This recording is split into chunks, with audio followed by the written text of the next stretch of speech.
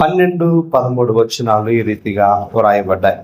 ఏమంటాడంటే, మరియు మన ప్రభు అయిన యేసు తన పరిశుద్ధులందరితో వచ్చినప్పుడు మన తండ్రి అయిన దేవుని ఎదుట మీ హృదయములను పరిశుద్ధ విషయమై అనింద్యమైనవిగా ఆయన స్థిరపరచుటకై మేము మీ ఎడల ఎలాగు ప్రేమలో అభివృద్ధి పొంది వర్ధిల్లుచున్నామో అలాగునే మీరును ఒకని ఎడల ఒకడు మనుష్యులందరి ఎడల ప్రేమలో అభివృద్ధి పొందినట్లు ప్రభువు దయచేయును గాక. జాగ్రత్త ఈ మాటను మనము ఆలోచన చేసినప్పుడు, దేవుడు సంఘములో ఒక సాధనముగా మనల్ని ఏర్పాటు చేసుకుని తన రక్షణ భాగ్యాన్ని మనకిచ్చి తన కుటుంబంలో వారసత్వాన్ని ఇచ్చి ఆయన మనల్ని ఎన్నుకొనడానికి ఒక అద్భుతమైన ఆలోచన కలిగి ఉన్నాడు. ఆయన కలిగి ఉన్న ఆలోచనకు అనుగుణముగా మనమట ప్రేమలో వృద్ధి చెందాలి. ప్రేమలో వృద్ధి చెందాలి. అందరూ కలిసి చెప్దాం ఈ మాట. నేను ప్రేమలో వృద్ధి చెందాలి. ఏ ప్రేమలో వృద్ధి చెందమని దేవుడు కోరుకుంటూ ఉన్నాడు. దానిని మనము జాగ్రత్తగా ఈరోజు పరిశీలన చేయబోతూ ఉన్నాం. పాత నిబంధన చరిత్రలో దేవుడు ఈ ప్రేమల గురించి మాట్లాడిన సందర్భాలు చాలా ఉన్నాయి. కొత్త నిబంధన చరిత్రలో కూడా దేవుడు ఈ ప్రేమను గురించి మాట్లాడిన సందర్భాలు ఉన్నాయి. కాబట్టి దేవుని పిల్లలుగా మనము ఆలోచన చేసినప్పుడు మనము ప్రేమలో వృద్ధి చెందుతూ ఉన్నామా? ఈ మాటను మనం ఆలోచన చేయాలి. ఏమన్నాడంటే, జాగ్రత్తగా, అలాగునే మీరును ఒకని ఎడల ఒకడు మనుషులందరి ఎడల ప్రేమలో అభివృద్ధి పొంది వర్ధిల్లునట్లు ప్రభువు దయచేయునుగాక. అంటే దేవుని ఆశ, దేవుని కోరిక, దేవునికి ఇష్టమైనది ఏమిటంటే మనమందరమట ప్రేమలో వృద్ధి చెందాలి కదా. దేనిలో వృద్ధి చెందాలి? ప్రేమలో. ఒకరి ఎడల ఒకరు అని మళ్ళీ ఏమన్నాడు? మనుషులందరి ఎడల. ఈ మాటను మనం ఆలోచన చేసినప్పుడు దేవుని పిల్లలుగా పాత నిబంధన ధర్మశాస్త్రము వేరు, క్రొత్త నిబంధన ధర్మశాస్త్రము అనుకుంటే పాత నిబంధన ఆజ్ఞలు వేరు, కొత్త నిబంధన ఆజ్ఞలు వేరు. పాత నిబంధన క్రమం వేరు, కొత్త నిబంధన క్రమం వేరు. దీనిని మనము జాగ్రత్తగా ఆలోచన చేస్తూ ముందుకు వెళదాం. యేసు ప్రభు కొత్త నిబంధనలో ఒక అద్భుతమైన సన్నివేశాన్ని మాట్లాడుతూ వెంటనే ఆయన ఏమన్నాడు తెలుసా? తన శిష్యులతో మాట్లాడుతూ యోహాను సువార్త 13వ అధ్యాయము 34వ వచనం అంటున్నాడు, మీరు ఒకరినొకరు ప్రేమింపవలెనని మీకు క్రొత్త ఆజ్ఞ ఇచ్చుచున్నాను. ఏమన్నాడు చెప్పండి? మీరు ఒకరినొకరు ప్రేమింపవలనని క్రొత్త ఆజ్ఞ ఇచ్చుచున్నాను. నేను అంటాను, అంటే పాత నిబంధనలు ఈ ఆజ్ఞ లేదా? మీరు ఒకరినొకరు ప్రేమించాలి అనే ఆజ్ఞ పాత నిబంధనలు లేదా? ఎందుకు అని మనం ఆలోచన చేసినప్పుడు మనకు అర్థం కావాలి. అలా అని ఏమన్నాడు తెలుసా? నేను మిమ్ములను ప్రేమించినట్టే మీరు ఒకరినొకరు ప్రేమించాలి. అంటే పాత నిబంధనలో ప్రేమ లేదా అంటే ఉంది. పాత నిబంధనలో ప్రేమించమని ఆజ్ఞ ఉందా అంటే ఉంది. చెప్పాడు కదా, ఏమన్నా నిన్ను వలె నీ పొరుగు వాణిని. పాత నిబంధనలో ఉంది, కానీ ఇక్కడ దానిని మార్చి ప్రభు క్రొత్త ఆజ్ఞ ఇచ్చాడు. ఏమని? నేను మిమ్మలను ప్రేమించినట్లుగా మీరు ఒకరినొకరు ప్రేమించాలి. అంటే ఇప్పుడు మనము దశలోనిక పత్రికలో ఉన్న ఆ వచనం ఏ ప్రేమ గురించి మాట్లాడుతుందంటే దేవుని ప్రేమతో మనము ఒకరినొకరు మన ప్రేమతో కాదు. భౌతిక సంబంధమైన లోకములో, ఈ లోకములో 18 రకాల ప్రేమలు ఉన్నాయట. ఎన్ని రకాల ప్రేమలు చెప్పండి? 18 రకాల ప్రేమలు ఉన్నాయి అని ప్రేమ మీద పరిశోధన చేసినటువంటి వ్యక్తులు దాని గురించి చెప్పారు. ఈ ప్రపంచంలో 18 రకాలుగా ప్రేమలు ఉన్నాయి అని చెప్పారు. దేవుని గ్రంథమైన వాక్యం ఎన్ని రకాల ప్రేమల గురించి మాట్లాడుతూ ఉందంటే బైబిల్ ప్రకారంగా మనం ఆలోచన చేసినప్పుడు 4 రకాల ప్రేమల గురించి క్రొత్త నిబంధన మాట్లాడింది. ప్రేమ అనే పదానికి 4 గ్రీకు పదాలు ఉన్నాయి. మనం జాగ్రత్తగా ఆలోచన చేసినప్పుడు ప్రేమ అనే పదానికి 4 గ్రీకు పదాలు ఉన్నాయి. చాలాసార్లు మీరు వినే ఉంటారు. అయినా ఈరోజు దేవుని ప్రేమతో మనం ఒకరినొకరు ప్రేమించాలి. అసలు దేవుని ప్రేమ ఎలాంటిదో ఈరోజు మనం పరిశీలన చేయబోతున్నాం. దేవుని ప్రేమలో ఏముందో మనం పరిశీలన చేయబోతున్నాం. ఇంతవరకు నువ్వు దేవుని ప్రేమను పొందుకున్నావో లేదో, ఒకవేళ పొందుకుంటే దేవుని ప్రేమతో నింపబడితే నీ ప్రవర్తన ఎలా ఉంటుందో అనే విషయాలను మనము కూలంకుషముగా పరిశీలన చేయబోతూ ఉన్నాం. కాబట్టి దేవుని పిల్లలుగా ఎందుకు పరిశీలన చేయాలి? ప్రేమ గురించి ఎందుకు మనము ఆలోచన చేయాలి? ప్రేమ గురించి ఎందుకు మనం పరితాపపడాలి? ప్రేమను గురించి ఎందుకు మనం ఈ రీతిగా ముందుకు వెళ్ళాలి అని ఒకవేళ మీకు అనిపిస్తే ప్రభువు చెప్పాడు, అక్రమము విస్తరించుట చేత అనేకుల మధ్య చెప్పాలి ప్రేమ సల్లారును. ఎక్కడ చెప్పాడు? మత్తయి సువార్తలో చెప్పాడు, అంచె దినాలలో, చివరి దినాలలో అక్రమం విస్తరిస్తుంది, ప్రేమ సల్లారిపోతుంది అని చెప్పినప్పుడు అదే విషయాన్ని ప్రకటన గ్రంథాన్ని దగ్గరికి వచ్చినప్పటికీ ప్రభువు ఒక సంఘం గురించి మాట్లాడుతున్నాడు.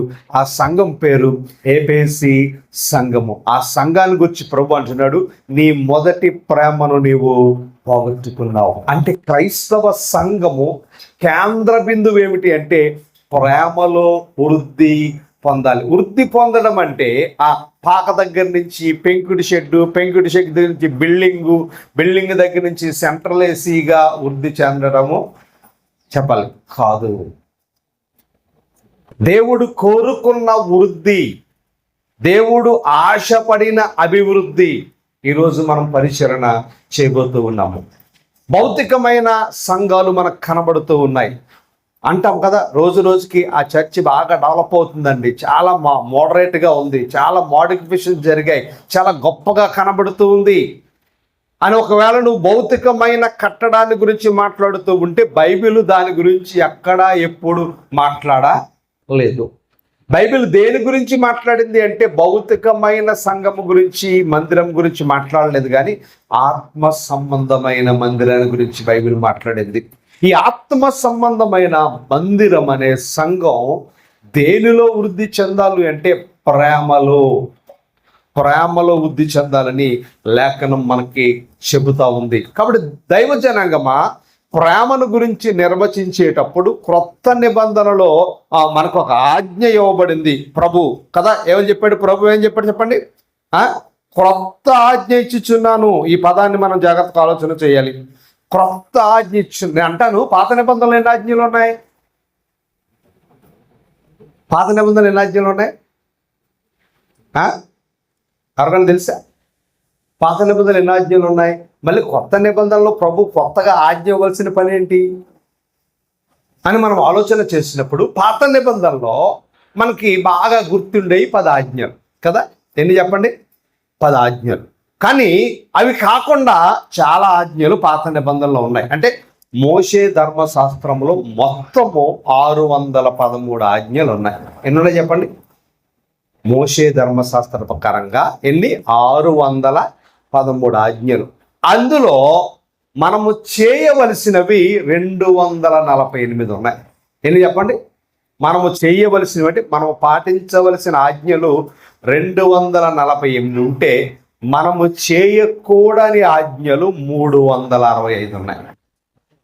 మనము చేయకూడని ఆజ్ఞలు, చెయ్యవలసినవి చెయ్యకూడనివి రెండు కలిపితే 613 ఆజ్ఞలు ఉన్నాయట. ఈ 613 ఆజ్ఞలు సరిపోక ప్రభు అంటున్నాడు, నేను నీకు కొత్త ఆజ్ఞను ఇచ్చుచున్నాను. అంటే పాత ఆజ్ఞలతో ఇవి సంబంధము ఉన్నదా లేదా అని మనము పరిశీలించాలి. ఇప్పుడు కొత్త నిబంధన దగ్గరికి వచ్చినప్పటికీ యేసు ప్రభు ఎన్ని ఆజ్ఞలు ఇచ్చాడు? ముఖ్యమైన 2 ఆజ్ఞ గురించి చెప్పాడు. ఒకటి, నీ దేవుడైన యెహోవా నీ పూర్ణ మనస్సుతో, నీ పూర్ణ హృదయముతో, నీ పూర్ణ బలముతో, నీ పూర్ణ ఆత్మతో నీ దేవుడైన యెహోవాని ప్రేమించాలి. అలాగే నిన్ను వలె నీ పొరుగు వారిని ప్రేమించాలి. అవి కాకుండా యేసు ప్రభు కొత్తగా ఇచ్చిన ఆజ్ఞలలో ఇప్పుడు మనం చదివాము, నేను మిమ్ములను ప్రేమించినట్లు మీరు ఒకరినొకరును ప్రేమించుడి. ఇలాగా ప్రభు కొత్త నిబంధనలో చెప్పిన ఆజ్ఞలు ఎన్నున్నాయి అంటే 49 ఉన్నాయి. ఎన్నున్నాయి? యేసు ప్రభు ఇచ్చిన ఆజ్ఞలు ఎన్నున్నాయి? 49 ఉన్నాయి. యేసు ప్రభు కాకుండా పరిశుద్ధాత్మ చేత ప్రేరేపించబడి శిష్యులు పౌలు చెప్పిన ఆజ్ఞలు ఇంచుమించు 1050 ఉన్నాయి. ఎంత ఉన్నాయి చెప్పండి? ఎప్పుడైనా లెక్కెట్టావా? నేను అంటాను, కొత్త నిబంధనలో ఉన్న ఈ 1050 ఆజ్ఞలలో నువ్వు ఎన్ని ఫాలో అవుతున్నావు? రేపు లెక్కేసి రండి మీరు. రేపు ఆదివారం వచ్చినప్పుడు 1050 మైనస్ నేను ఫాలో అవుతున్నవన్నీ అంటే, ఒకవేళ మీరు లెక్కేసుకొచ్చినా రాకపోయినా అక్కడ మాత్రము ఏం జరుగుద్ది? లెక్క వేయబడతా ఉంది. ఇప్పుడు గమనిస్తే నేను అంటాను, యేసు ప్రభు 49 ఆజ్ఞలు చెబితే యేసు ప్రభు తర్వాత పరిశుద్ధాత్మ చేత ప్రేరేపించబడి అపోస్తులు ద్వారా చెప్పబడిన ఆజ్ఞలు 1050. ఇప్పుడు మనం జాగ్రత్తగా ఆలోచిస్తే వాటిని పక్కన పెడితే ఇంచుమించు ప్రభువు చెప్పిన 49 ఆజ్ఞలలో ఒక ఆజ్ఞను ఈరోజు మనం పరిశీలన చేయబోతున్నాం. ఏంటది? నేను మిమ్మలను ప్రేమించినట్లు మీరు ఒకరినొకరు ప్రేమించుడి. కాబట్టి దేవుని ప్రేమను గురించి మాట్లాడడానికి ముందుగా క్రొత్త నిబంధన పరిభాషలో ప్రేమకు 4 పదాలు ఉన్నాయి. ఎన్ని పదాలు ఉన్నాయట? ప్రేమకు 4 పదాలు ఉన్నాయి. అందులో మొట్టమొదటిది అగాపే, అంటే దేవుని ప్రేమ. రెండవది ఫిలియా, గ్రీకు భాషలో ఫిలియా అన్నాడు. దాని అర్థం ఏమిటంటే స్నేహితుల మధ్య ఉన్న ప్రేమ. బైబిల్ చెప్తుంది అది. ఒకటి దేవుని ప్రేమ, రెండవది స్నేహితుల మధ్య ఉన్న ప్రేమ, మూడవది స్టోర్గే. స్టోర్గే అనే మాటకు కుటుంబంలో ఉండే ప్రేమ. నాలుగవది ఎరోస్, అనగా దాంపత్య జీవితం, భార్యాభర్తల మధ్య ఉన్న ప్రేమ. ఎన్ని ప్రేమలు ఉన్నాయి చెప్పండి? ఇప్పుడు కొత్త నిబంధన ప్రకారంగా చాలాసార్లు మీరు వినుంటారు. అందులో మొట్టమొదటిది అగాపే, దేవుని ప్రేమ. రెండవది ఫీలియా, స్నేహితుల ప్రేమ. మూడవది స్టోగే, అనగా కుటుంబ ప్రేమ.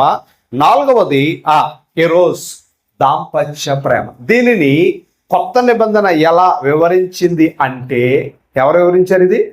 కొత్త నిబంధన ఎలా వివరించింది అంటే, మొట్టమొదటిగా దేవుని ప్రేమను మనము పూర్తిగా పరిశీలిస్తాము కాబట్టి దాన్ని పక్కన పెడితే, రెండవది ఫీలియా. ఫీలియా అనే ఈ ప్రేమ కుటుంబ ప్రేమ అన్నమాట. ఏ ప్రేమ చెప్పండి? కుటుంబ ప్రేమ. కుటుంబ ప్రేమ అనగా తల్లిదండ్రుల ప్రేమ. రెండవది పిల్లలపై ఉన్న ప్రేమ. మూడవది బాధ్యత కలిగిన ప్రేమ. చెప్పండి, ఫీలియా అనే దాంట్లో 3 ఉన్నాయి. ఒకటి చెప్పండి, తల్లిదండ్రుల ప్రేమ. రెండవది పిల్లల ప్రేమ. మూడవది బాధ్యత గల ప్రేమ. ఈ మూడిటి యొక్క సముదాయమే కుటుంబ ప్రేమ. ఏ ప్రేమ చెప్పండి? దాన్ని స్టోర్గే అంది. తర్వాత ఫీలియా అనే మాటకు అర్థము స్నేహితుల మధ్య ప్రేమ. ఈ స్నేహితుల మధ్య ప్రేమ ఏముంటుందంటే విశ్వాసం ఉంటుంది, అంటే నమ్మకత్వం. స్నేహితుల మధ్య ప్రేమలో ఉండాలి నమ్మకత్వం, బల నమ్మకమైన మంచి ట్రస్ట్ అంటే దాన్నే విశ్వాసం అంటాం. నమ్మకం అనే మాట అర్థం ఏంటి? విశ్వాసం, ఫెయిత్ఫుల్నెస్. స్నేహితుల మధ్య ఉండవలసిన ప్రేమ యొక్క అర్థం ఏమిటంటే మొట్టమొదటిది ఫెయిత్ఫుల్నెస్ అంటే నమ్మకత్వం ఉండాలి.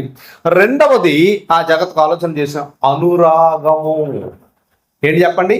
అనురాగము అంటే ఆ స్నేహితుల మధ్య ప్రేమ ఎలా మారాలి అంటే ఒక కుటుంబాన్ని నువ్వు ఎలాగ ప్రేమిస్తావో అలాంటి అనురాగము స్నేహితుల మధ్య ఉండాలి. ఇది రెండవ లక్షణం. మూడవది ఆ స్నేహము ఎలా ఉండాలి అంటే చిరకాలము ఉండాలి. దాన్ని మనం పాట పాడతాం, చిరకాల స్నేహితులు. అంటే స్నేహము యొక్క ప్రేమలో ఏమున్నాయి చెప్పండి? స్నేహము యొక్క ప్రేమలో ఏమున్నాయి?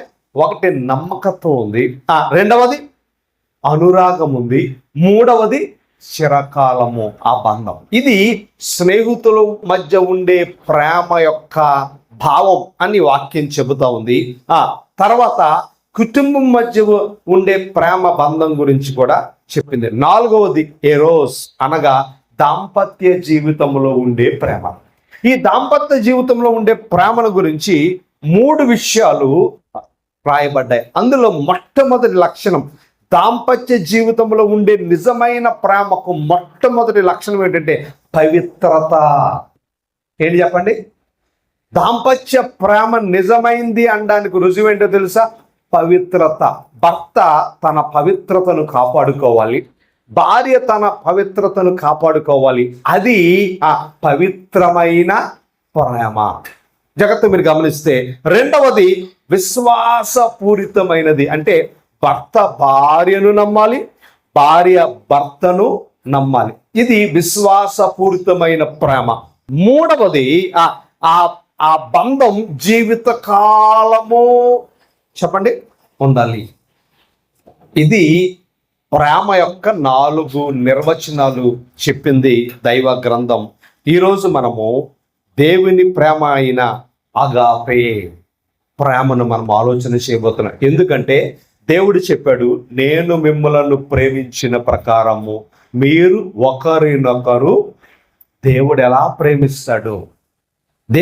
ప్రేమిస్తాడో అగాపే ప్రేమను గురించి మనము పరిశీలన చేయబోతూ ఉన్నాం. గ్రీకు భాషలో ఈ అగాపే ప్రేమ యొక్క నిర్వచనాన్ని, దాని భావాన్ని మనం ఆలోచన చేసినప్పుడు అందులో అద్భుతమైన 4 విషయాలు ఈరోజు మనం పరిశీలన చేయబోతూ ఉన్నాం. వాటిని విస్తారముగా మనం పరిశీలన చేయబోతున్నాం. ఎందుకంటే దేవుని ప్రేమ మనకు అర్థం కాకపోతే ఆ ప్రేమతో మనం ఎవరిని ప్రేమించలేము. కాబట్టి ఆ ప్రేమ లేనివాడిని బైబిల్ ఏముందో తెలుసా? చెప్పాలి, ఏముంది బైబిల్? ఏముంది? ప్రేమ లేనివాడిని బైబిల్. పర్లేదు, మీకు తెలిసింది చెప్పండి. ప్రేమ లేనివాడిని బైబిల్ ఏముంది? మాట్లాడలేదండి ఎవరు? ప్రేమ లేనివాడిని బైబిల్ ఏమని పిలిచింది? ఏమని పిలిచిందో ఒకసారి చూద్దాం. యోహాను రాసిన మొదటి పత్రిక 4వ అధ్యాయము 20వ వచనం అంటాడు, ఎవడైనను నేను దేవునిని ప్రేమించుచున్నానని చెప్పి తన సహోదరుని ద్వేషించిన యెడల అతడు అబద్ధికుడు. ప్రేమ లేనివాడు ఎవరు చెప్పండి? ప్రేమ లేనివాడు ఎవరు? అబద్ధికుడు. అబద్ధికుడు ఎవరి సంతానం? వెరీ గుడ్, అపవాది సంతానం. ఇప్పుడు ప్రేమ లేదు మనలో అంటే ఎవరి సంతానం మనం? చెప్పాలి. ఆవిడ మీద నాకు ప్రేమ కలగట్లేదండి, మా కోళ్ళ మీదండి నాకు ప్రేమ కలగట్లేదు, మా అత్తగారి మీదండి నాకు ప్రేమ కలగట్లేదు అని అన్నావంటే నువ్వు ఎవరి సంతానమో తెలుసా? ఆ అపవాది. ప్రేమ లేనివాడు చెప్పాలి అబద్ధికుడు. ప్రేమించలేనివాడు చెప్పండి అబద్ధికుడు అనగా సాతాను బిడ్డ. ఎవరు బిడ్డ? ప్రభువు బిడ్డ కాదు, దేవుని బిడ్డ కాదు, సాతాను బిడ్డ. నేటి దినాల్లో అదేంటో కూతురు అమ్మ నాన్నని ప్రేమిస్తుంది, ఆ కూతురు కోడలైన తర్వాత అత్తగారిని ప్రేమించలేకపోతారు. అదేంటో కొడుకు కూడా అమ్మ నాన్నని ప్రేమిస్తాడు, అమ్మ నాన్నల కంటే అత్తగారిని మామగారిని ఎక్కువగా, లేకపోతే పళ్ళేమో అయ్యగారు.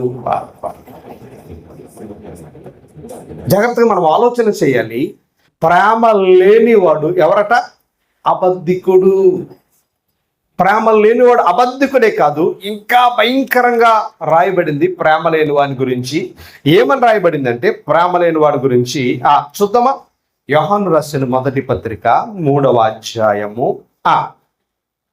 14వ వచనం అంటాడు, మనము సహోదరులను ప్రేమించుచున్నాము గనుక మరణములో నుండి జీవములోనికి దాటి ఉన్నామని ఎరుగుదు. ప్రేమ లేనివాడు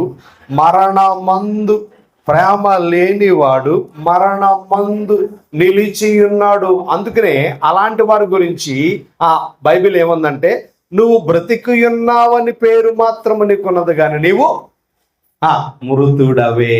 అంటే మృత ప్రేమ. ఎవరట? బతికి ఉండి చచ్చిన శవం ఎవరు? ప్రేమ లేనివారు. ఇప్పుడు మనం ఆలోచన చేయాలి. ప్రేమ లేని వారిని బైబిలు మృతుడు అంది, ప్రేమ లేని వారిని బైబిలు అబద్ధికుడు అంది. ఎంతమంది గుండె మీద చేసుకుని చెప్పాలి దేవుని మందిరాన్ని ప్రేమిస్తున్నారు? ఎంతమంది నేను దేవునికి ప్రథమ స్థానం ఇవ్వాలని మనస్ఫూర్తిగా అనుకుంటున్నారు? ఒకసారి గుండె మీద చేసుకుని చెప్పండి, నేను మనస్ఫూర్తిగా దేవుణ్ణి ప్రేమిస్తున్నాను, మనస్ఫూర్తిగా దేవుని సన్నిధిని ప్రేమిస్తున్నాను అని చెప్పి ఇంటికి వెళ్ళిన తర్వాత ఒకసారి మనము ఆలోచన చేయాలి. ఇప్పుడు దేవుని ప్రేమలోనికి నేను మిమ్మల్ని తీసుకుని వెళ్ళాలని ఆశపడుతూ ఉన్నాను.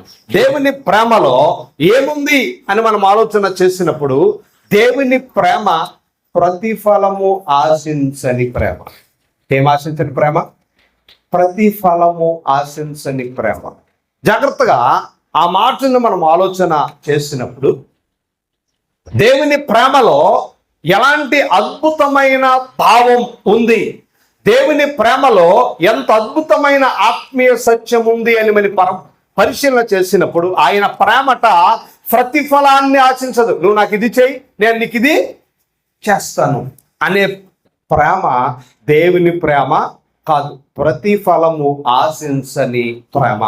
ఆదామును దేవుడు చేయడంలో ఏమీ ఆశించలే. ఏమైనా ఆశించాడా? ఏమీ ఆశించలేదు.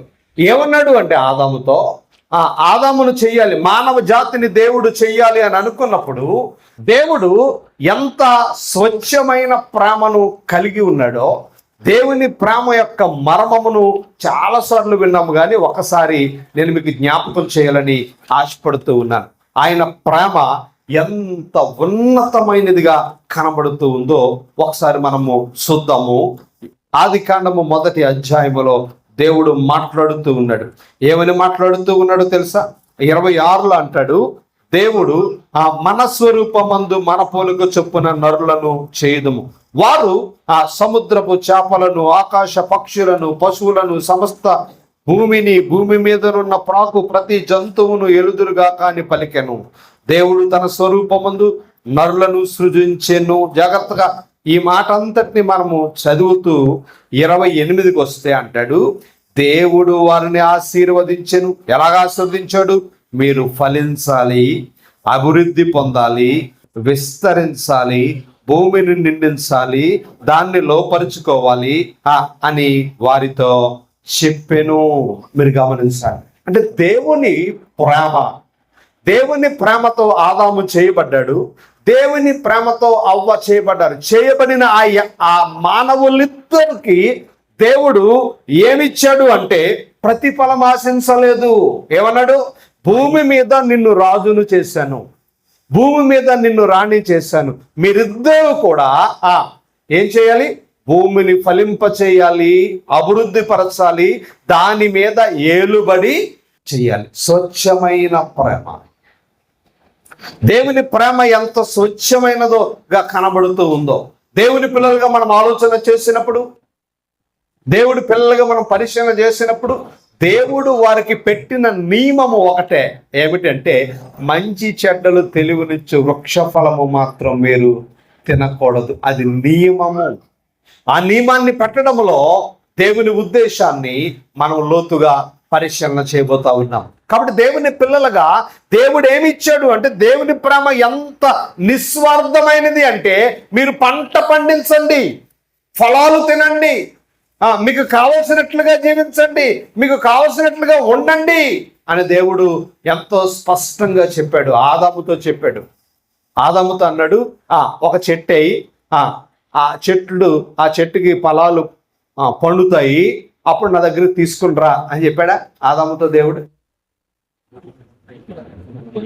ఎవరు మాట్లాడలేదండి.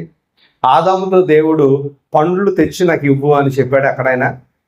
ఎక్కడ చెప్పలేదు. ఎందుకంటే ఆదాము ఏ చెట్లు తన సొంతగా వెయ్యలేదు. మీరు గమనించాలి, ఆది మానవుడు ఏమి తిని బ్రతికాడు అంటే, ఏమేమి తిని బ్రతికాడు? చేపలు తిన్నాడు, మాంసం తిన్నాడు, పళ్ళు తిన్నాడు. అవునా కదా? ఏమి తిన్నాడు చెప్పండి? ఆది మానవుడు చేపలు తిన్నాడు, మాంసం తిన్నాడు, పళ్ళు తిన్నాడు. ఎక్కడైనా ఆకుకూరలు తిన్నాడా? ఎవరో మాట్లాడలేదు. పప్పు తిన్నాడా? ముద్దపప్పు వండుకున్నాడా ఆది మానవుడు? ఏం లేదు. ఆది మానవుడు తిన్నది ఏంటంటే మాంసము తిన్నాడు, రెండవది పళ్ళు తిన్నాడు అన్నట్లు ఇక్కడ మనకు కనబడతా ఉంది. చేపలు తినమని దేవుడే చెప్పాడు. ఇప్పుడు జాగ్రత్తగా మనం ఆలోచన చేసినప్పుడు, ఆది మానవుడికి దేవుడు స్వేచ్ఛనిచ్చాడు. ఎలాంటి స్వేచ్ఛ అంటే, ప్రతిఫలము ఆశించని స్వేచ్ఛ. దాన్ని సేద్యపరచు, ఏదేని వనంలో నువ్వు హ్యాపీగా ఉండు. ఎంత గొప్ప స్వేచ్ఛో! వీళ్ళిద్దరే తిరిగేవారు. ఎవరితో తిరిగేవారు? సింహంతో తిరిగేవారు, పులితో తిరిగేవారు, నక్కతో తిరిగేవారు, కుక్కతో తిరిగేవారు, పక్షులతో తిరిగేవారు, అన్నిటితో తిరిగేవారు. ఎలాగా? మీరు ఎలా చెప్పగలరు అనిపిస్తుందేమో. అనిపిస్తుందా? మీరు ఎలా చెప్పగలరు? అప్పుడు మీరు ఉన్నారేంటి పక్కన అని. కానీ వాక్యం చెబుతా ఉంది. ఏమని చెప్తున్నాడో తెలుసా? 28వ వచనం. అదే నేను మీకు చెప్తున్నాను చూడండి. భూమిని నిండించి దానిని లోపరుచుకొనుడి. ఏం చేయాలి?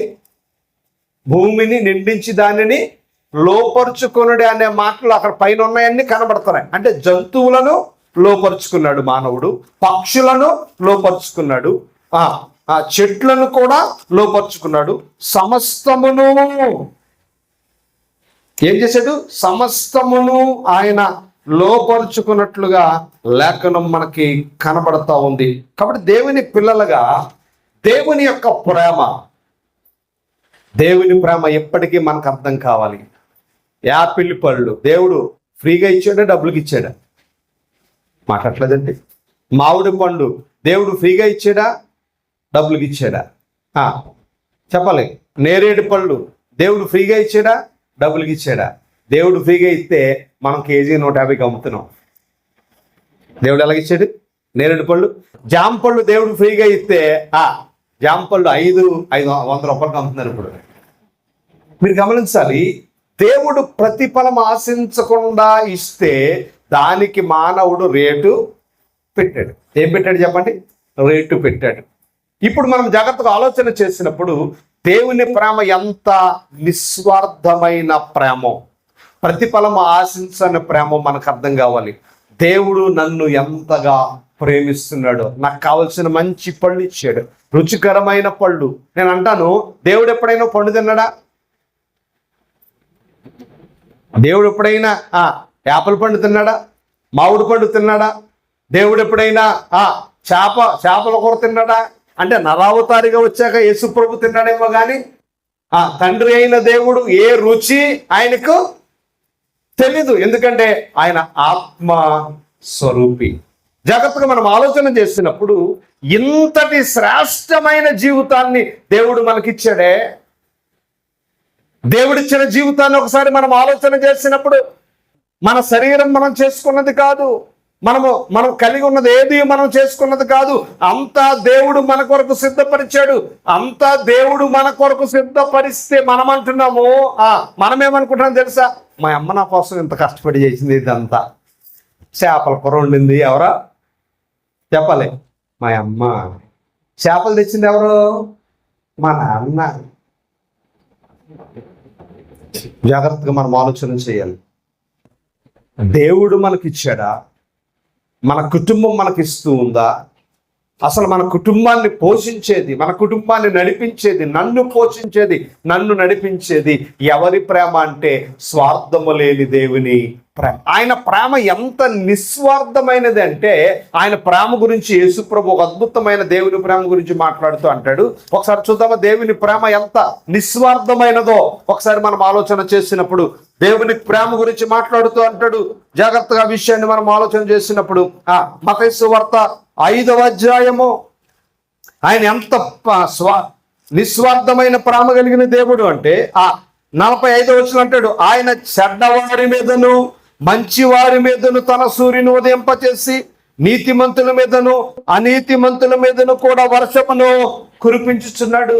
అంటే మనం పంటకి ఏ పంట పండాలి అంటే ఈ భూమి మీద రెండు ఉండాలి. ఒకటి సూర్యుడు ఉండాలి, రెండవది వర్షము ఉండాలి. ఈ రెండు లేకపోతే ఏ పంట భూమి మీద పండదు.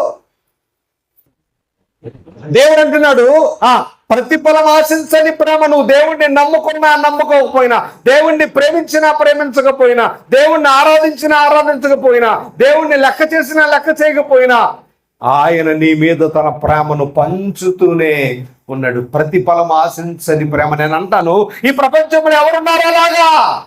ప్రతిఫలం ఆశించని ప్రేమ, తిరిగి ఆశించని ప్రేమ ఈ ప్రపంచంలో ఎవరిదైనా ఉంది అంటే అది దేవుని ప్రేమే.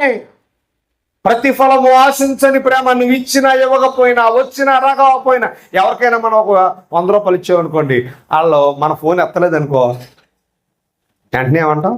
ఏదవా 100 అడిగితే ఇచ్చాను వెంటనే ఫోను చెప్పాలి, ఎత్తట్లేదు, మాట్లాడలేదండి ఎవరని. మళ్ళీ 100 కోసం అడుగుతావు కదా, అప్పుడు చెప్తే నీ సంగతి అని మళ్ళీ ఆడి గురించి ఊరంతా డబ్బేస్తాం మనం. ప్రతిఫలం ఆశించని ప్రేమ దేవుడు. దేవుడు నీకు ఇచ్చాడు, ప్రతిఫలం ఆశించడు. దేవుడు ఒకసారి నీకు ఇచ్చిన తర్వాత నువ్వు పడిపోయినా, చెడిపోయినా, ఓడిపోయినా, ఏమైనా నీ నుండి ఏ ప్రతిఫలం ఆశించడు. కానీ నీ వాటములో ఆయన వేదన పడతాడు, నీ బాధలో ఆయన వేదన పడతాడు, నీ కన్నీరులో ఆయన వేదన పడతాడు. ఏమనుకుంటారు తెలుసా? మరలా నా బిడ్డ నా దగ్గరికి వస్తే నేను మరలా నా బిడ్డను బాగు చేస్తాను కదా. ప్రతిఫలం ఆశించని ప్రేమ దేవుని ప్రేమ. ఈ ప్రపంచంలో ప్రతిఫలం ఆశించని ప్రేమలు ఎన్నున్నాయి.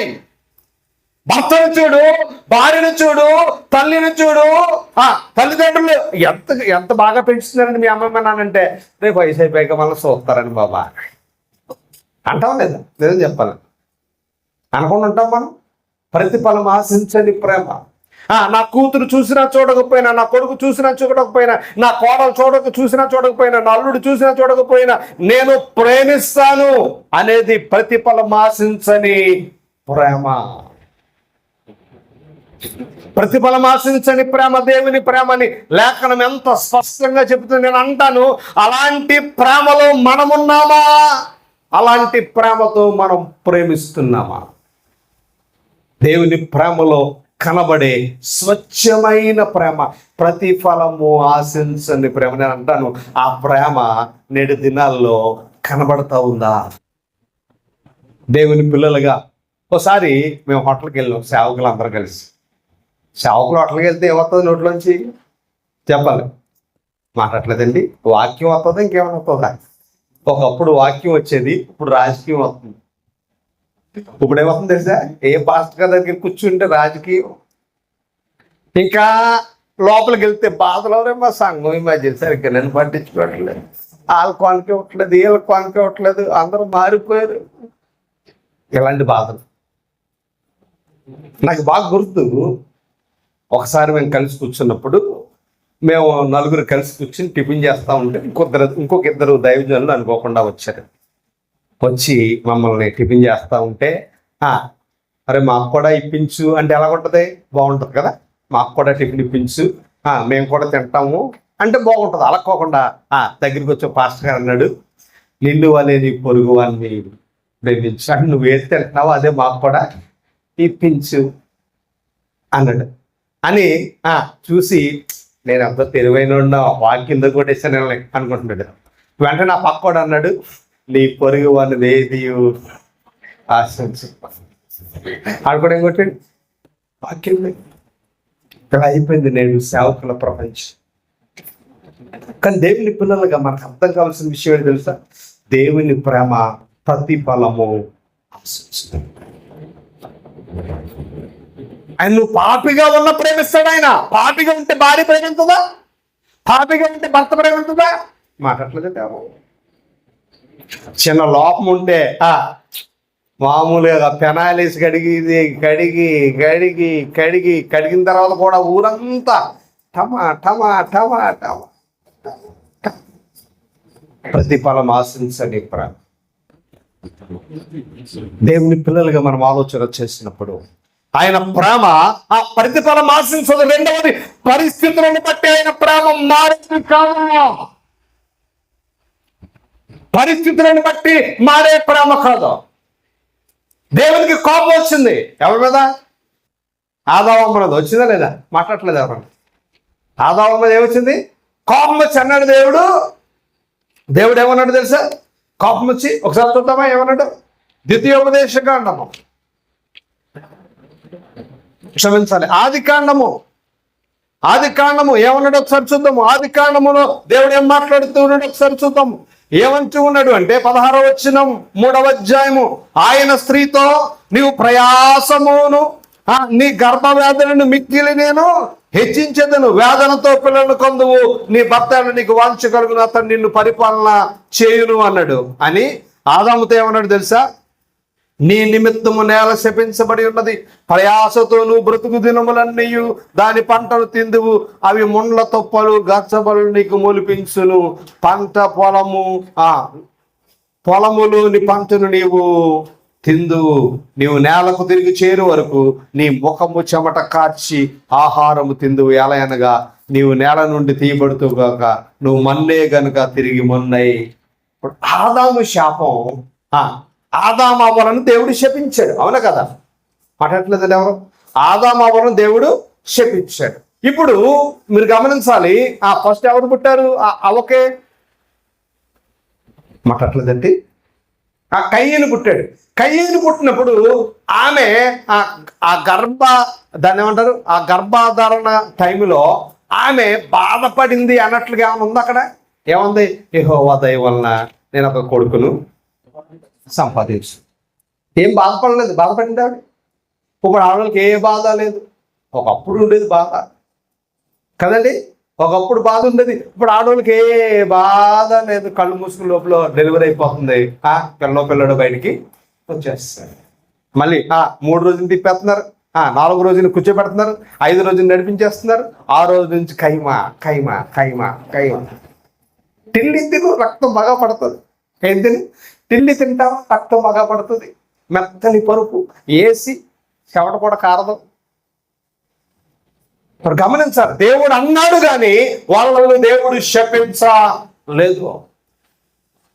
ఏదైనా వాళ్ళలోంచి దేవుడు వారిని బయటికి తీసుకెళ్ళాడు కానీ భూమి మీద రాజు ఎవరు అంటే ఆదామే, భూమి మీద రాణి ఎవరంటే అవ్వే. మీరు గమనించాలి, జాగ్రత్తగా ఆలోచన చేయాలి. తర్వాత ఎవరు పుట్టారు? కయ్యను పుట్టాడు, హేబేలు పుట్టాడు. వాళ్ళిద్దరూ చంపుకున్నారు. తర్వాత హేబేలు స్థానంలో షేతు పుట్టాడు. చరిత్ర మనం ఆలోచన చేసినప్పుడు చాలా మంది పిల్లలు పుట్టారని చరిత్ర చెబుతా ఉంది ఆదాము అవ్వలకి. దేవుని పిల్లలుగా మనం ఆలోచన చేసినప్పుడు ఆ పరిస్థితులను బట్టి ఆయన ప్రేమ మారిపోదు. ఇజ్రాయేల్ జాతిని దేవుడు నడిపిస్తూ చివరికి తీసుకొచ్చి అన్నాడు ఆ మోయాబు మైదానంలో, ఇదిగో మీరు మరి పాలతేనె ప్రపంచ దేశానికి వెళ్ళబోతున్నారు కదా, వెళ్ళిన తర్వాత మీరు జాగ్రత్తగా లేకపోతే మీ తోడు తీసేస్తానని ద్వితీయోపదేశకాండం 28వ అధ్యాయంలో 15వ వచనం దాకా దేవుళ్ళని చెప్పి 15వ వచనము నుండి లాస్ట్ వచనం, ఎన్నో వచనం అది? లాస్ట్ వచనం. ద్వితీయోపదేశకాండం 28వ అధ్యాయము లాస్ట్ వచనం ఎన్నో వచనంరా? 68 వచనం దాకా శాపాలే చెప్పాడు. ఎన్ని వచనాలు? 15 వచనాలు మాత్రమే దీవుల్ని చెప్పి 15 నుండి 68 అంటే 15 నుండి 68 అంటే ఎన్ని వచనాలు? 68లోంచి 15 తీసేస్తే ఎంత? మాట్లాడలేదండి. 68లోంచి 15 తీసేయండి. 53 43 53 శాపాలు చెప్పాడు. మీరు గమనిస్తే 53 వచనాల్లో శాపాల గురించి మాట్లాడాడు. ఇప్పుడు గమనిస్తే నిజంగా దేవుడు చేశాడా ఆ పని? మీరు గమనిస్తే దేవుడు చేశాడా? వాళ్ళు కానానికి వెళ్ళారు. ఆ కానానికి వెళ్ళిన తర్వాత వాళ్ళు ఏమైపోయారు అంటే దేవుని ఎరగని వారిగా ఉండిపోయారు. దేవుడు కోపం వచ్చినప్పుడల్లా ఫిలిస్తీన్కి అప్పచెప్పేవాడు. మళ్ళా ఏడ్చినప్పుడల్లా ఒక న్యాయాధిపతి వచ్చేవాడు. మరలా పాపాలు పడిపోయేవారు. మళ్ళా దేవుడు అన్య జనాంగానికి అప్పచెప్పేవాడు. మరలా ఏడిచినప్పుడల్లా ఒక న్యాయాధిపతి వచ్చాడు. జాగ్రత్తగా మనం ఆలోచన చేస్తే ద్వితీయోపదేశ కాలంలో చెప్పబడిన శాపాలు వెంటనే ఎప్పుడు దేవుడు వారి మీద ప్రభావము చూపలేదు. అందుకని యెషయా అన్నాడు, ఆయన కోపమట నిమిషం మాత్రమే, ఆయన కృప. దేవుని పిల్లలుగా మనం ఆలోచన చేస్తే పరిస్థితులను బట్టి మారే ప్రేమ ఆయన ప్రేమ కాదు. దేవుని పిల్లలుగా మనం ఆలోచన చేయాలి. నేను అంటాను, నిజంగా దేవుడు మనల్ని శిక్షించాలంటే అసలు మన ఆత్మీయ జీవితాన్ని ఒకసారి ప్రశ్నించుకుంటే ఎన్నిసార్లు దేవునికి దూరం అయిపోయామో, ఎన్నిసార్లు దేవుడి ఎదుట మాటిచ్చి మాట తప్పి అబద్ధికులమైపోయామో, ఎన్నిసార్లు దేవుని సన్నిధికి వస్తానని చెప్పి మోసం చేశామో. అసలు మనం చేసిన మోసాలు, మనం ఆడిన అబద్ధాలు, మనం చేసిన నీచమైన క్రియలు ఈ ప్రపంచంలో దేవుడితో ఎవరు చేసి ఉండరు. దైవజనంగా మనుషులతో పక్కన దేవునితో చేసిన నిబంధన నేను ప్రతి నెల దేవునికి ఇస్తానని నిబంధన చేస్తాను చాలా మంది కదా. నేను ప్రతి విషయంలో నేను దేవునికి ముందుంటాను, నేను ఆ పని చేస్తాను, నేను ఈ పని చేస్తాను, నేను చేస్తాను. చాలా గొప్ప నిబంధనలు, నియమాలు ఉంటాయి మనకి. మనందరికీ తెలుసు ఎన్నిసార్లు తప్పిపోయామో, ఎన్ని రకాలుగా తప్పిపోయామో, ఎన్ని పరిస్థితులను బట్టి తప్పిపోయామో, మన బలహీనతను బట్టి ఎన్నిసార్లు మనం తప్పిపోయామో. ఎన్నిసార్లు తప్పిపోయినా పరిస్థితులను బట్టి మారే ప్రేమ నా దేవుని ప్రేమ కాదు. నేను అంటాను, నీ ప్రేమ అలాగ ఉండాలంటే దేవుడు కోరుకుంటున్నాడు. నేను మిమ్మల్ని ప్రేమించిన ప్రకారము మీరును ఒకరినొకడు ప్రేమించండి. పరిస్థితులు ఎలాంటివైనా ప్రేమలో మార్పు రాకూడదు. మోసం చేసిన పగవాడు మనను మోసము చేసిన, పగవాడు మనకు అన్యాయం చేసిన, పగవాడు మనకు శత్రువుగా మారిపోయిన, మనతో ఉన్నవాడు మనకు ద్రోహము చేసిన ప్రభు ప్రేమ మనలో ఉండాలి. మనకు ప్రేమించడమే తెలియాలి. అందుకని అన్నాడు, పాత నిబంధన గురించి చెబుతూ కొత్త నిబంధన గురించి చెబుతూ పాత నిబంధనలు ఏమన్నాడంటే కంటికి కన్ను పంటికి పన్ను అన్నాడు. కానీ కొత్త నిబంధన నేనేం చెప్తున్నాను తెలుసా? మీరు దేవునికి కుమారులగునట్లు శత్రువులను ప్రేమించుడి. మీరు దేవునికి కుమార్తెలగునట్లు శత్రువులను ప్రేమించుడి. ఆ మాట అద్భుతంగా కనబడుతుంది. మత్తయి సువార్త 5వ అధ్యాయములో ఆ సన్నివేశాన్ని ప్రభు మాట్లాడుతూ ఉన్నాడు. ఏమన్నాడు తెలుసా? 43లో నీ పొరుగు వారిని ప్రేమించి నీ శత్రువుని ద్వేషించుమని చెప్పబడిన మాట మీరు విన్నారు కదా. నేను మీతో చెప్పినది ఏమనగా క్రొత్త ఆజ్ఞ ఇది, మీరు పరలోకమందున్న తండ్రికి కుమారులైనట్లు మీ శత్రువులను ప్రేమించుడి. నేను అంటాను, ఇంటికి వెళ్ళాక నువ్వు రాసుకో, నీకు ఎంతమంది శత్రువులు ఉన్నారు. ఇంటికి వెళ్ళాక మనం ఏం చేయాలి? రాసుకోవాలి. ఎంతమంది ఉన్నారు నీకు శత్రువులు. ఒకవేళ ఒక్క శత్రువు పేరైనా నువ్వు రాసావు అంటే నీలో దేవుని ప్రేమ చెప్పాలి లేదు. ఒక్క శత్రువు పేరైనా ఒకవేళ నువ్వు రాస్తే నీలో దేవుని ప్రేమ లేదు. కొత్త ఆజ్ఞ. దేవుని పిల్లలుగా మనం ఆలోచన చేయాలి. దేవుని పిల్లలుగా మనం పరిశీలన చేయాలి. ఆయన ప్రేమ ఎలాంటిది అంటే పరిస్థితులను బట్టి ప్రేమించవలసిన వారు వ్యతిరేకమైపోతే, ప్రేమించవలసిన వారు మోసం చేస్తే, ప్రేమించవలసిన వారే మనల్ని మాయ చేస్తే, ప్రేమించవలసిన వారే మనపై యుద్ధము చేస్తే ప్రభు అంటున్నాడు, నీవు వారిని ప్రేమించు.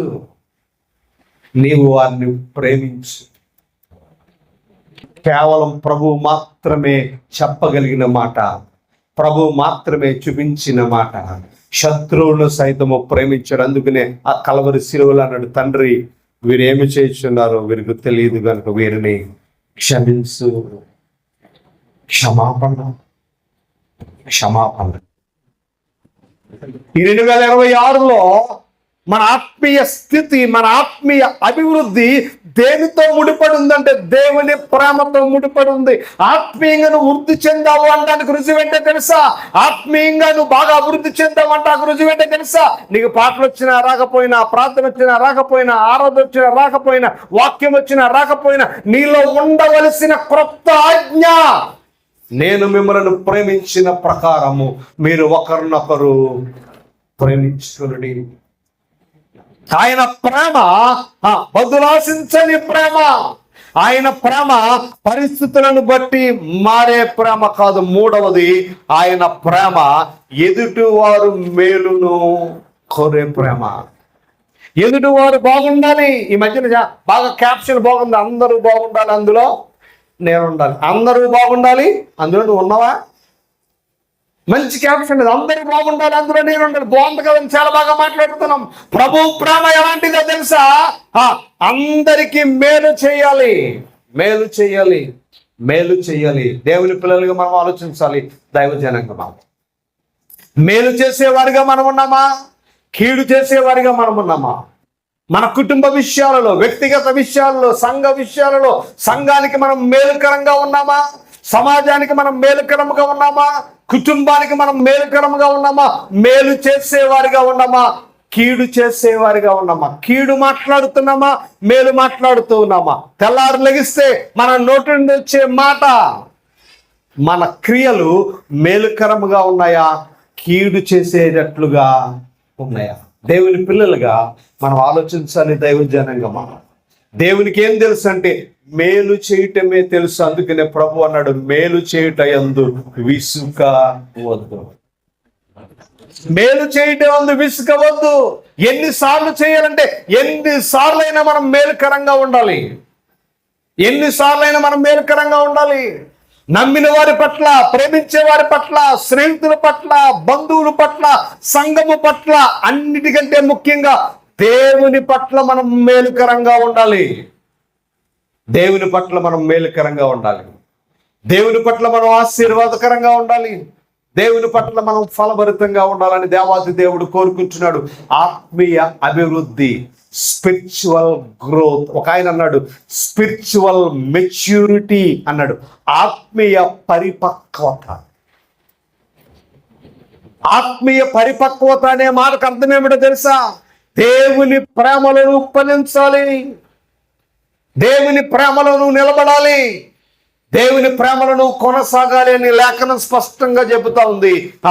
మేలు చేయడమే తెలిసిన ప్రేమ, ప్రేమించడమే తెలిసిన ప్రేమ.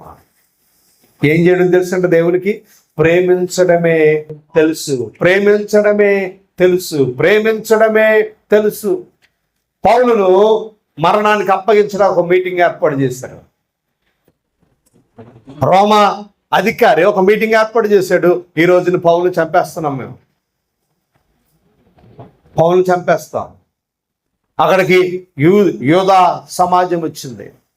పౌలు వర్తమానాన్ని వెళ్ళవాళ్ళు వచ్చారు, పౌలు కావలసిన వాళ్ళు వచ్చారు, అందరూ వచ్చారు, 1000 మంది ఉన్నారు. 1000 మందిలో పౌలును చంపడానికి నిలబడినప్పుడు ప్రభువు చేసిన ప్రేమ ప్రసంగం అపొస్తలుల కార్యాల్లో మనకు కనపడుతుంది. దైవజనంగా ప్రేమను గురించి మాట్లాడాడు ఆయన, ప్రభువుని గురించే మాట్లాడాడు. ఇదిగో నీ చావు అంటే మనం ఏం మాట్లాడతాం తెలుసా? అయ్యో నేను చచ్చిపోతున్నానా, అయితే నా తల్లి సంగతి ఏంటి, నా తండ్రి సంగతి ఏంటి, నా స్నేహితుల సంగతి ఏంటి, ఇంతకాలం ఉన్న నా బంధువుల సంగతి ఏంటి, నా బంధాల సంగతి ఏంటి, ఇప్పుడు నేను చచ్చిపోతే వీటి పరిస్థితి ఏంటి? నేను దేని గురించి మాట్లాడే? చావే నా కళ్ళ ముందు నిలబడితే నేను దేని గురించి మాట్లాడాలి? ఈ డబ్బులు కూతురికి, ఈ డబ్బులు కొడుక్కి, ఈ ఇల్లు కూతురికి, ఈ ఇల్లు కొడుక్కి వాటలు వేస్తాం. మనం చావే మన ముందుంటే ఏం చేస్తాం? వాటలు వేస్తాం. మీరు గమనించాలి, పౌలు ఎదుట చావు నిలబడినప్పుడు ఆ బండ మీద నిలబడి క్రీస్తు ప్రేమను ప్రకటించాడు. క్రైస్తవుడు ప్రేమించడమే క్రైస్తవుడికి తెలుసు, మేలు చేయడమే క్రైస్తవుడికి తెలుసు. నేటి దినాల్లో ఎంతమంది క్రైస్తవులు ఉన్నారు? ఎక్కడి నుండో వచ్చారు మిషనరీలు మన భారతదేశానికి, ఎక్కడి నుంచో వచ్చారు మిషనరీలు.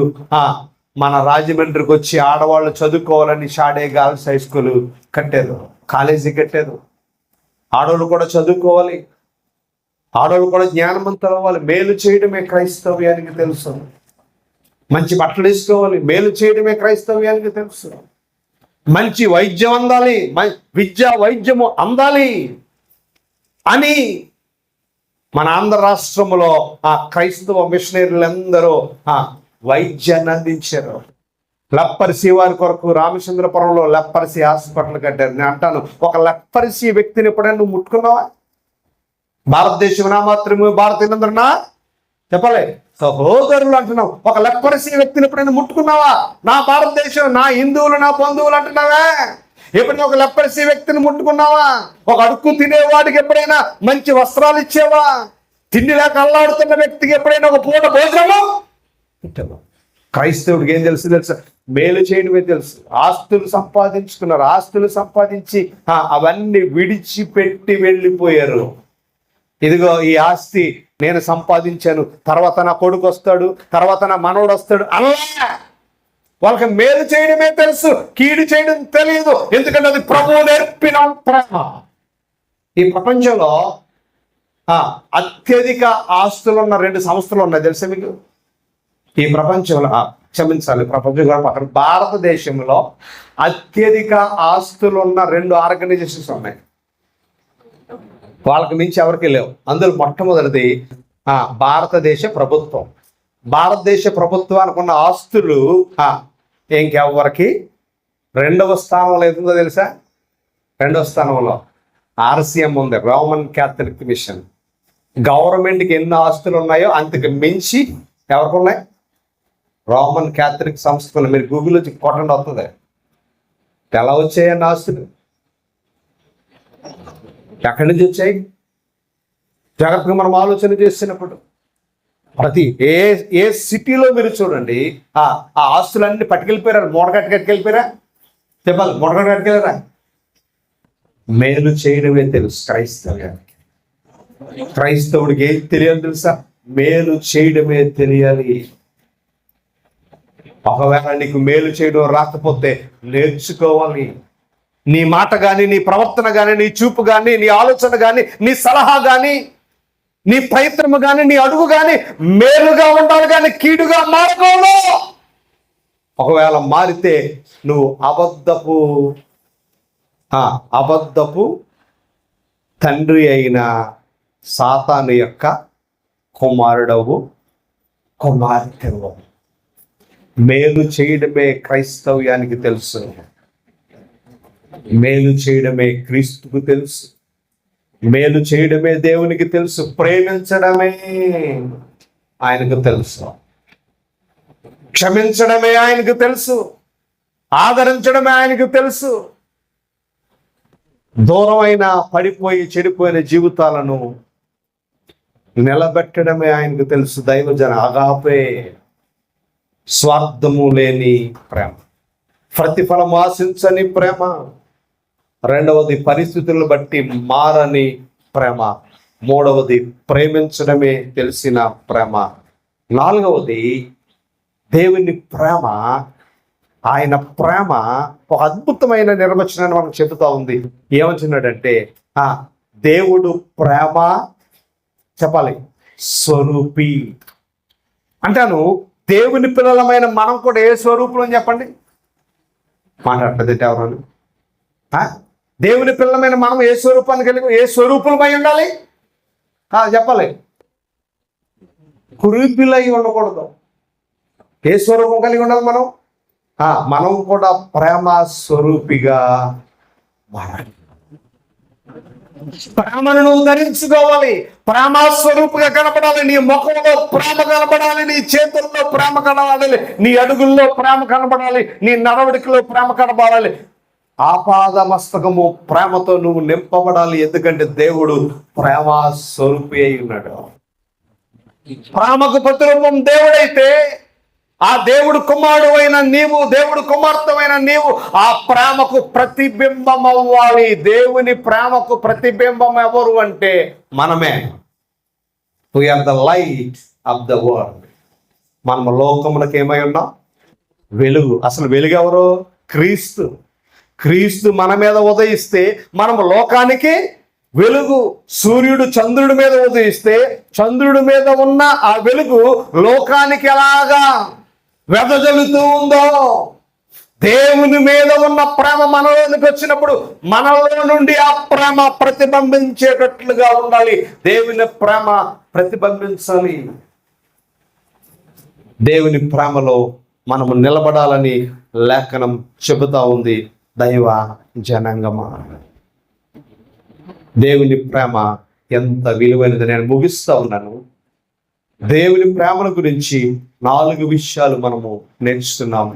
దేవుని చిత్తాన్ని బట్టి రాబోయే దినాల్లో మరికొన్ని విషయాలు మనము పరిశీలన చేద్దాం.